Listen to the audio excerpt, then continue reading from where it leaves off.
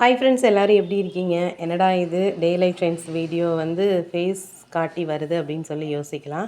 நான் TET exam முடிஞ்சோடனேயுமே என்னோடய face reveal பண்ணி நான் வீடியோ போடலாம் அப்படின்னு தான் பிளான் பண்ணியிருந்தேன். பட் லைஃப்பில் வந்து தொடர்ந்து நிறைய பிரச்சனை, நிறைய ப்ராப்ளம்ஸ், அதிலிருந்து நான் வெளியில் வரத்துக்கு எனக்கு கொஞ்சம் டைம் தேவைப்பட்டுச்சு. இப்போ வந்து நான் எங்கே கிளம்பிகிட்ருக்கேன் அப்படின்னா, ஸ்கூலுக்கு வந்து ரெஸ்யூம் கொடுக்க தான் நான் கிளம்பிகிட்ருக்கேன். ஸோ இப்போ வந்து வேலைக்கு போயே ஆகணும் அப்படின்ற ஒரு கட்டாயமான சுச்சுவேஷனுக்கு வந்துட்டேன். ஸோ அதனால் பிள்ளைங்களும் ஸ்கூலுக்கு போயிருச்சுங்க. சரி பக்கத்தில் இருக்க மெட்ரிகுலேஷன் அந்த மாதிரி போய் ரெஸ்யூம் கொடுத்துட்டு வருவோம் அப்படின்னு சொல்லி கிளம்பிகிட்ருக்கேன். நிறைய பேர் வந்து டெட் பேப்பர் 2 வந்து கிளியர் பண்ணிட்டீங்களா அப்படின்னு சொல்லி கேட்குறீங்க. அஃபிஷியலாக answer key tentative answer key வந்து ரிலீஸ் பண்ணாங்க. அதை வச்சு செக் பண்ணும்போது நல்ல ரிசல்ட் தான் வந்திருக்கு. திருப்பியும் வந்து அஃபிஷியலாக ஆன்சர் கீ வந்து ஃபைனல் ஆன்சர் கீ வந்து வெளியில் வரட்டும். அதுக்கப்புறம் நான் என்னோடய மார்க்ஸை வந்து உங்களோட நான் ஷேர் பண்ணுறேன்.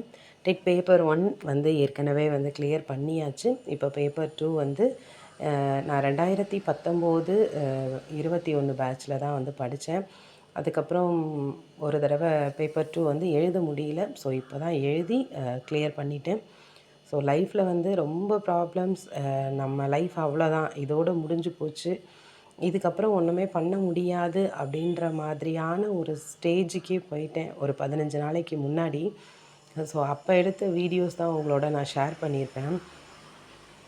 ஸோ இனிமே வந்து அந்த ஒரு புள்ளியில் நின்றக்கூடாது. குழந்தைங்களுக்காக நம்மளுடைய லைஃப்பில் அடுத்த ஸ்டெப்பு வந்து எடுத்து வச்சே ஆகணும்.